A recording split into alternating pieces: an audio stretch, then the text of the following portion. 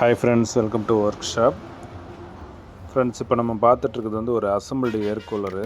இது ப்ராப்ளம் என்னென்னா, மோட்ரு வந்து போயிடுச்சு, வைண்டிங் வந்து ஷார்ட் ஆகி போயிடுச்சு. ஸோ இதில் நமக்கு விஷயம் என்னென்னா, இது வந்து பெரிய சைஸ் மோட்ரு வரும். 4 நட்டு போல்ட்டு பேக் சைடு வரும். நம்ம அந்த கிளாம்பில் வந்து நம்ம ஃபிட் பண்ணுற மாதிரி வரும். இது வந்து ரொம்ப சிம்பிளாக வந்து நம்ம வந்து சேஞ்ச் பண்ணுறதா அந்த கூட சிம்பிளாக பண்ணிடலாம் அசம்பிள்டு ஏர் கூலரை பொறுத்த வரைக்கும். ஆனால் நம்மக்கிட்ட இருக்கிற மோட்ரு வந்து அதை விட கொஞ்சம் சின்ன சைஸ் மோட்ரு. அதாவது ரொம்ப சின்னதுன்னு சொல்ல முடியாது. ஆனால் இதோட கிளாம்புக்கு வந்து நமக்கு வந்து எக்ஸாக்டாக வந்து செட் ஆகிற சைஸ் இல்லை. ஒரு வேளை நமக்குன்னா பர்ஃபெக்டாக அதே சைஸ் நமக்கு வாங்கிட்டு வந்தோம் அப்படின்னா ரொம்ப சிம்பிளாக முடிஞ்சிடும். அந்த 4 நட்டில் நம்ம வந்து ப்ரெஸ் பண்ணிவிட்டு ஜஸ்ட் நம்ம அந்த நட்டு போல்ட்டு போடுற மாதிரி இருக்கும். நம்ம என்ன பண்ணுறோம் அப்படின்னா, இதோட சென்டரை நம்ம வந்து அந்த உள்ளே வச்சுட்டு ஒரு ஃப்ளாட் கிளாம்ப் வந்து நம்ம வந்து ஹோல் போட்டு வச்சுருக்கோம். அதோட நட்டுக்கு ஏற்ற மாதிரி பேக் சைடு நம்ம வந்து இன்சர்ட் பண்ணிவிட்டு நம்ம வந்து நட்டு போட்டு நம்ம டைட் பண்ணுறப்போ என்ன ஆகும் அப்படின்னா, ஃபுல் டைட்டில் வந்து நமக்கு வந்து பிடிச்சிக்கும். எந்த ஒரு ஷேக் இல்லாமல் அந்த கிளாம்போடு சேர்த்து டைட் ஆகிடும் நமக்கு. இதில் வந்து 2 கிளாம்பு நம்ம வந்து போடுறோம், ஜிக்ஜாக் டைப்பு. இது ஸ்ட்ரெயிட்டாக போடுறத விட ஜிக்ஜாக் அப்படி போட்டோம் அப்படின்னா ஃபுல் டைட் கிடைக்கும் நமக்கு. அதாவது எந்த சைடும் வந்து நமக்கு வந்து ஷேக் ஆகாமல் நமக்கு வந்து ஃபுல் டைட் வரும். இந்த மாதிரி ஏர் கூலரை பொறுத்த வரைக்கும் வந்து மோட்ரு போகிறது ரொம்ப ஒரு சாதாரணமான விஷயம். நம்ம யூஸ் பண்ணிகிட்டே இருப்போம். ஜஸ்ட்டு வெயில் நேரம் நம்ம யூஸ் பண்ணிவிட்டு நம்ம மழை காலம் வந்து நம்ம ஆஃப் பண்ணி வைக்கிறப்பவே வந்து நம்ம தண்ணி வந்து அதில் படாமல் இருந்தால் கூட அந்த ஈரத்துக்கே அது வந்து என்ன ஆகும் அப்படின்னா துருப்பிடிச்சு உள்ளே வந்து ஸ்ட்ரெக் ஆகிடும்.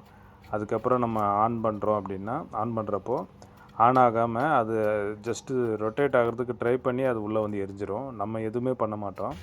பவர் ஷார்ட்டேஜால் கூட அங்கே ஒன்றும் ஆகாது. ஜஸ்ட்டு நம்ம இந்த வெயில் காலம் மழை நேரம் இது நம்ம வந்து கண்டினியூவாக இது வந்து யூஸ் பண்ணிகிட்டே இருந்தோம் அப்படின்னா மோஸ்ட்லி வந்து இந்த மோட்ரு வந்து போகாது. நடுவில் ஆஃப் பண்ணி வைக்கிறப்போ தான் வந்து அதிகமாக போகிறதுக்கான வாய்ப்பு இருக்கும். இதுவாகட்டும் கம்பெனி ஏர் கூலராக இருந்தால் கூட இந்த ப்ளோயர் மாடல் வரும், சிம்போனி, பஜாஜ் அந்த மாதிரி இதில் வந்து ஃபேன் டைப் இல்லாமல் ப்ளோயர் மாடல் வரும். அது கூட அதே மாதிரி தான் யூஸ் பண்ணிகிட்டே இருந்தால் தான் மட்டும்தான் அது வந்து மோட்ரு வந்து நல்லா லைஃப் வரும்.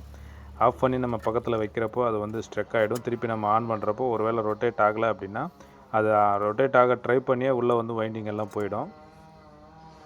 ஜிக்ஜாக் நம்ம வந்து எக்ஸ் டைப் நம்ம வந்து கிளாம்ப் வந்து பேக் சைடு வந்து நம்ம செட் பண்ணியிருக்கோம். அந்த கிளாம்புக்கும் இதுக்கும் வந்து கொஞ்சம் மோட்ரு சைஸ் வந்து கொஞ்சம் வேரின்றதுனால சேம் சைஸ் நமக்கு கிடச்சிருந்தது அப்படின்னா ரொம்ப சிம்பிளாக வந்து முடிஞ்சிட்ருக்கோம். அந்த ஹோல்ஸில் அந்த நட்டு உள்ளே இன்செர்ட் பண்ணிட்டு பேக் சைடு அந்த நட்டு நம்ம டைட் பண்ணிட்டோம் அப்படின்னா போல்ட் டைட் பண்ணியிருந்தாலும் முடிஞ்சிட்ருக்கோம். இல்லைன்றதுனால நம்ம வந்து இந்த மாதிரி டைப் செட் பண்ணியிருக்கோம்.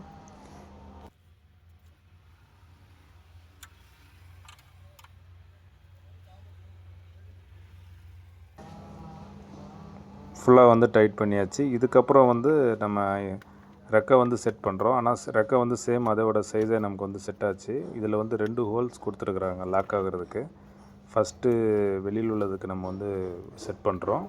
அந்த ஹோல்ஸில் அந்த போல்ட் வந்து அந்த ஸ்க்ரூ வந்து டைட் ஆகிடுச்சு அப்படின்னா அந்த ஹோல்ஸில் நல்லா இறங்கிடும்.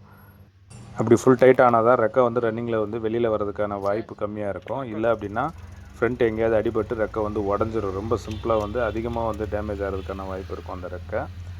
ஸோ பர்ஃபெக்டாக ஃபுல் டைட்டு இருக்கணும். இது ஷேக் ஆகக்கூடாது, வெளியிலையும் வரக்கூடாது. அந்த சாஃப்ட்டுக்கு இது வந்து பர்ஃபெக்டான ஒரு சைஸாக இருக்கணும். கொஞ்சம் லூஸாக இருந்தால் கூட நம்ம இந்த நட்டு டைட் பண்ணால் கூட கண்டிப்பாக வந்து திருப்பி வந்து லூஸ் ஆகிறதுக்கான வாய்ப்பு இருக்கும்.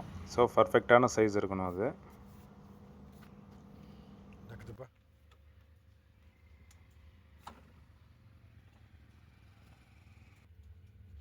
இதுக்கப்புறம் பார்க்க வேண்டியது கூலரோட வயரிங்கு.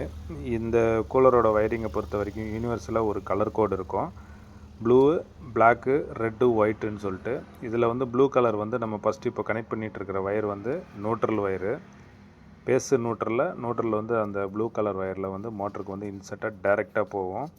அதுக்கப்புறம் இருக்கிற 3 கலர் ஒயரில் வந்து ரெட்டு வந்து லோ ஸ்பீடு வரும், ஒயிட்டு வந்து மீடியம் ஸ்பீடு வரும், பிளாக் வந்து டாப் ஸ்பீடு ஹை ஸ்பீடாக வரும். ஸோ இந்த 3 வந்து ஒரே பேஸ் லைன் தான் போகும். அது வந்து அந்த சுவிட்சிலேருந்து நமக்கு வரும். நம்ம எந்த சைடு நம்ம 3ல் வச்சோம் அப்படின்னா பிளாக் கலர் ஒயர்லேருந்து நமக்கு உள்ளே கொடுக்குற மாதிரி இருக்கும். கொடுத்தாச்சு. நம்ம இப்போ வந்து ரன் பண்ணுறோம். அதோட ஸ்பீடு வேரியேஷன் கூட நம்ம வந்து செக் பண்ணிக்கணும். பர்ஃபெக்டாக ஒர்க் ஆகுதா இல்லையான்னு.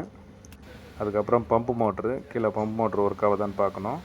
அந்த பைப்பு எல்லாமே எங்கேயும் டேமேஜ் இல்லாமல் கரெக்டாக அந்த கிராஸில் வந்து விழணும். அப்போ தான் வந்து ஃப்ரண்ட்டு நம்ம கூலிங் நல்லா வரும். ஃப்ரெண்ட்ஸ், இந்த வீடியோ உங்களுக்கு யூஸ்ஃபுல்லாக இருக்கும்னு நினைக்கிறேன். பிடிச்சா லைக் பண்ணுங்கள். ஒருவேளை நம்ம சேனலில் புதுசாக வந்து இந்த வீடியோ ஓப்பன் பண்ணி பார்த்துட்ருக்கீங்க அப்படின்னா மறக்காமல் வந்து சப்ஸ்கிரைப் பண்ணுங்கள் ஃப்ரெண்ட்ஸ்.